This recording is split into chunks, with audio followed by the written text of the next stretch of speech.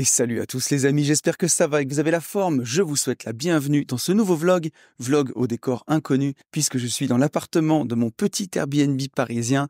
En effet, ce week-end, je suis monté à Paris pour le séminaire annuel du Club des Rentiers, qui est animé par mon pote Alex. On va passer, je pense, encore une excellente journée. On va revoir tous les copains avec qui on parcourt ce beau voyage de l'indépendance financière, et notamment Sheikh. Sheikh, c'est aujourd'hui un ami, c'est quelqu'un qui était à l'origine un auditeur du podcast. Il est venu à beaucoup de nos masterminds, on a bien sympathisé. On l'avait reçu dans le podcast des Gentlemen Investisseurs parce que Sheikh, il a un parcours incroyable. Il a eu une vie vraiment compliqué, il a été SDF jusqu'à être aujourd'hui un entrepreneur vraiment accompli, et il nous raconte son parcours aujourd'hui au séminaire du Club des Rentiers. Donc j'ai vraiment hâte de voir ça, et ça s'inscrit dans le cadre d'une semaine mouvementée puisque je sors de 2 jours de mastermind division foncière que j'ai animé avec Ben. On a passé vraiment encore un excellent moment, c'était vraiment top. On avait 5 participants, on a donné le maximum, on a fait le tour de nos chantiers, on a parlé de division foncière et surtout comment continuer de se former pour performer dans ce contexte, puisque nous, on lâche pas l'affaire, même si en immobilier en ce moment,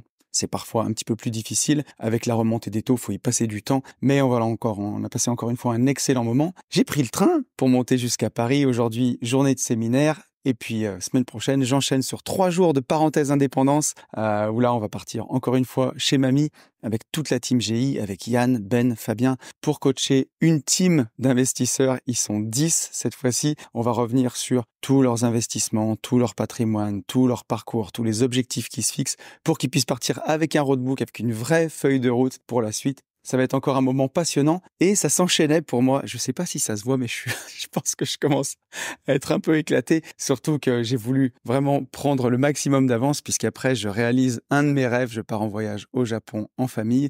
Je pars dans moins d'une semaine maintenant, donc ça va être vraiment cool. Et au moment où vous écouterez ce vlog, je serai justement en voyage au Japon. Donc n'hésitez pas à aller me suivre sur Insta. C'est vraiment un voyage famille, donc je vais profiter en famille, mais je pourrais pas m'empêcher de vous mettre des petites stories. Le Japon, pour moi, c'est tellement un rêve. Je suis un enfant de la génération années 80, années 90, donc j'ai connu tout le Club Dorothée, les mangas, et ensuite Dragon Ball Z et tout ce qui a suivi derrière, même si après, moi je suis pas trop la génération encore Naruto, One Piece, mais j'ai suivi aussi, et pour moi le Japon c'est un petit peu tout ça, c'est les cerisiers en fleurs, c'est Akira, c'est GTO, et je pense que ça va être vraiment magnifique. J'ai tellement hâte, et bien entendu les jeux vidéo, donc j'ai tellement hâte de voir ça, que ce soit le Japon moderne à Tokyo ou le Japon vraiment traditionnel à Kyoto. Je pense que ça va être un voyage de fou, donc trop bien. Mais je vous propose d'enchaîner sans transition avec le sujet de ce vlog, puisque c'était un sujet important dont je voulais parler cette semaine. C'est cette transition qu'on fait dans la tête quand on passe de salarié à entrepreneur. Alors vous allez vous marrer parce que je répète tout le temps que j'ai été salarié seulement 7 mois dans ma vie, mais derrière j'ai eu une entreprise de travaux publics où j'étais associé en famille avec mon père, ma tante, mes oncles. C'est moi qui dirigeais cette agence, et j'avais quand même, malgré tout, un peu l'impression pas d'être salarié, mais au niveau de ma rémunération, de me comporter comme un salarié. Vous allez voir où je veux en venir, parce que quand on a ce genre de business, comme une entreprise de travaux publics, on se crée d'une certaine façon son propre job. Moi, j'ai adoré parce que justement, j'avais pas de patron, c'est moi qui décidais, c'est moi qui donnais l'impulsion. À cette époque-là, j'ai même adoré créer de l'emploi, c'était quelque chose qui me faisait vraiment plaisir, même si bon, malheureusement, depuis, j'en suis un petit peu revenu, mais en tout cas, j'ai beaucoup aimé ça. Et dans ma tête, la façon dont ça fonctionnait, l'argent qui était dans le business, dans la société, c'était l'argent de la société. Et donc, on le faisait fructifier dans la société, mais pour acheter plus de pelleteuses, plus de camions, pour réinvestir. Je me suis jamais versé de dividendes. À l'époque où j'étais entrepreneur de travaux publics, j'avais quand même cette mentalité-là, que l'argent de la boîte repartait pour la boîte, et puis je me versais un salaire. Et donc, j'avais un petit peu cette logique-là, comme les 7 mois où j'ai été salarié, d'avoir le plus gros salaire possible, d'une certaine façon, parce qu'il y avait aussi ce côté statut social dans le salaire. Quand on a un bon salaire, ça fait un bon statut social. C'est un peu comme ça, on va pas se mentir, que ça fonctionne dans le salarié game, d'avoir un peu ce salaire le plus élevé possible. Mais quand on est salarié, c'est aussi pour ça qu'on veut le salaire le plus élevé possible, parce qu'on est payé après tout le monde. Un salarié qui aurait un salaire de 2000 euros, il y a eu 2000 euros de charges payées. On peut appeler ça comme on veut, ça reste quand même un peu des impôts. Donc ces 2000 euros de charges, il y a une partie salariale, une partie patronale, mais ça reste de l'argent qui a été produit par le salarié, de la richesse produite par le salarié. Donc sur 4 000 euros de richesse produite par le salarié dans l'entreprise. Il a peut-être même produit 5 ou 6 000 euros. Hein. Il y a 2 000 euros qui restent dans l'entreprise, qui vont aussi pour rémunérer son patron. Mais sur la partie de richesse qui servent à le rémunérer, c'est 4 000 euros. Il y a 2 000 qui partent en charge sociale, charge salariale, et 2 000 qui partent dans sa poche. Je schématise, hein. C'est plutôt 1,8 que 2 le rapport, mais on n'est pas loin.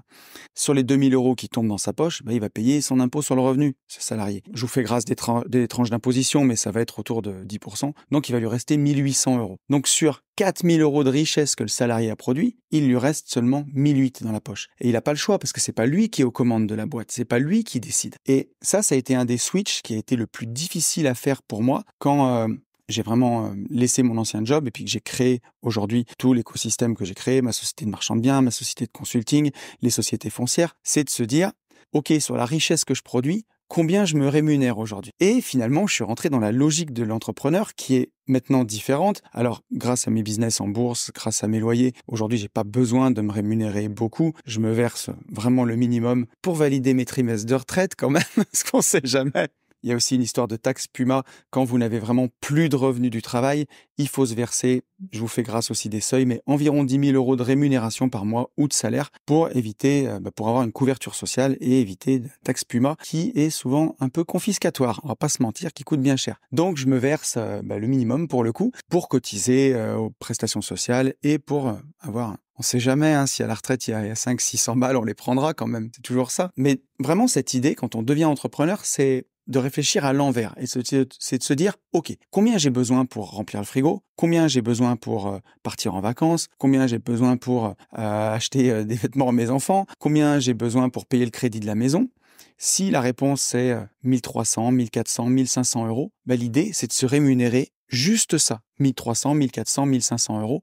Prenons le même exemple d'une rémunération à 2 000 euros. La personne était salariée, elle générait 4 000 euros de richesse dans son travail. Aujourd'hui, elle devient entrepreneur. Oublions ce qu'elle a généré en plus de richesse qui va servir dans la boîte, mais prenons que ce dont elle avait besoin pour se rémunérer. C'est 4 000 euros. Si là, elle se dit, mais en fait, moi, pour couvrir mes charges, j'ai seulement besoin de 1 500 euros. Elle va se rémunérer 1 500 euros. Avec le rapport de 2, ça va faire 3 000 euros à payer entre toutes les charges, mais il va rester 1 000 euros. Et ces 1 000 euros-là, du coup, ils peuvent être réinvestis directement dans l'entreprise. Et ça, c'est quelque chose qu'on ne sait pas, c'est quelque chose qui peut nous échapper parfois, mais moi, ça ne m'a pas échappé depuis que vraiment j'ai repris... Depuis 5 ans où je me suis vraiment posé toutes ces questions et où je suis sorti un peu de cette mentalité salariée. Encore une fois, n'y voyez absolument rien de péjoratif. Hein. C'est pas du tout ce que je veux dire, mais c'est important d'avoir ça en tête, de sortir un peu de cette mentalité « je suis payé en dernier » à la mentalité « je me paye en premier » en fait. Et là, on va pouvoir se rémunérer donc seulement 1 500 euros, mais ça sert à couvrir toutes nos charges. Et ensuite, on va forcément payer les charges sociales, qui vont être liées à cette rémunération. Ça va faire 3 000 euros, mais il reste 1 000 euros dans la boîte. Et sur ces 1 000 euros, on peut passer des charges. Ça, c'est le propre de l'entrepreneur. Tout ce qui va servir pour votre business. Hein. Ce téléphone avec lequel je me filme, il me sert aussi à appeler ma maman de temps en temps. Salut maman. Mais voilà, il est passé sur la boîte, du coup. Mon ordinateur avec lequel parfois je regarde des photos de famille, il me sert surtout à bosser. Donc, il est passé sur la boîte. On va pouvoir passer toutes ces charges-là, mais on va surtout pouvoir investir. Parce que la personne qui se servirait tout. Si elle prend ses 4 000 euros, elle paye 2 000 euros de charge, elle se met 2 000 euros dans la poche, elle a 1 500 euros pour son train de vie, elle a plus que 500 euros à investir. Alors que là, si elle se rémunère seulement 1 500 euros, elle paye ses 1 500 euros de charge et il lui reste 1 000 euros pour investir. Alors certes, ils sont pas dans sa poche, ils sont dans la boîte, mais ces 1 000 euros vont pouvoir être investis dans la société et faire du coup une boule de neige beaucoup plus vite que si on se les versait dans la poche. Et ça, c'est quelque chose qui m'a demandé beaucoup de travail, beaucoup de réflexion mentale pour arriver à le comprendre. Et puis après, quand on a des business qui marchent bien, on peut se structurer en holding, remonter l'argent dans la société holding pour faire une boule de neige tout en haut. L'idée, c'est pas, encore une fois, de pas payer ses impôts, de pas payer ses charges, mais c'est de se servir juste ce dont on a besoin pour payer ses impôts et ses charges, en fait, finalement, le plus tard possible, histoire de faire vraiment grossir le capital pour pouvoir en dégager de la rente et pouvoir... au fur et à mesure, faire son business, aborder son business de façon beaucoup plus cool. Un marchand de biens qui ferait ça, qui aurait 3 000 euros de rente qui tomberait tous les mois par des revenus boursiers ou par des investissements immobiliers, c'est un marchand de biens qui n'est pas stressé. Un marchand de biens qui doit remettre la ceinture sur le ring tous les jours pour faire des plus-values, puis vu que c'est des revenus qui ne sont pas récurrents tous les mois, mais des revenus qui arrivent 2, 3, 4 fois par an, 10 fois par an au gré des ventes, bah, c'est pas rassurant. Quand on a une rente qui tombe, je vous assure qu'on dort bien mieux.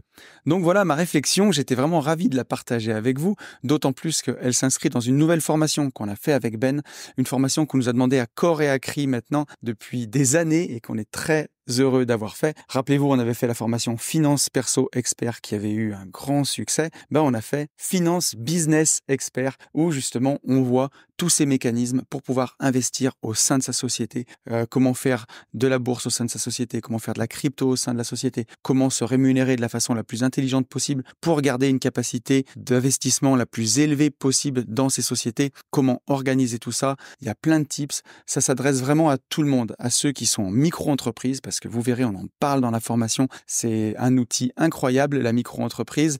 Et voilà, on peut avoir une holding et une micro-entreprise en même temps. Effectivement, oui, on ne le pense pas souvent, mais c'est un super outil aussi pour se rémunérer.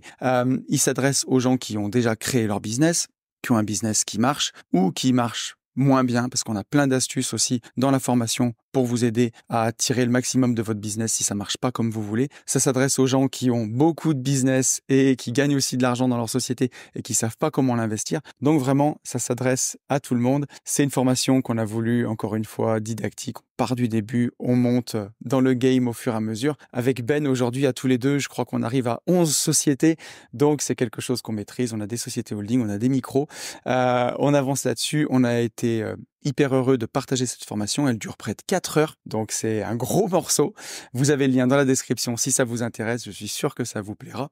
Et voilà, j'en ai fini avec ça. En tout cas, j'espère que ça vous aura plu, cette réflexion-là, parce que moi, malgré tout, faire ce switch, ça m'a quand même demandé du temps et c'est pas quelque chose de si facile qu'il y paraît.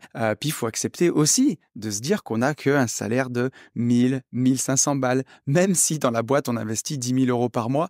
Socialement, au départ, ça peut être parfois un peu compliqué quand on vient du salarié game où on avait un bon salaire. Mais croyez-moi, avec l'explosion exponentielle de la courbe, sur le long terme, on n'en a plus rien à faire. Et c'est ce qui crée vraiment des vraies rentes, des vrais patrimoines, des choses qu'on peut transmettre aussi. Il y a aussi tout cet aspect-là dans la formation de transmission, de peut-être laisser quelque chose de grand et construire quelque chose sur plusieurs générations. En tout cas, si ça vous dit. Voilà, j'espère que ce vlog vous aura plu. N'hésitez pas à liker, à commenter, ça fait toujours plaisir. N'hésitez pas à me dire aussi ce que vous avez pensé de la formation si vous l'avez prise, vu qu'elle est sortie lundi. Quant à moi, je vais aller passer cette belle journée au Club des Rentiers. Et si vous me suivez sur Instagram, je vais aller profiter du Japon en famille. Je vous souhaite une très bonne journée et je vous dis à plus. Salut!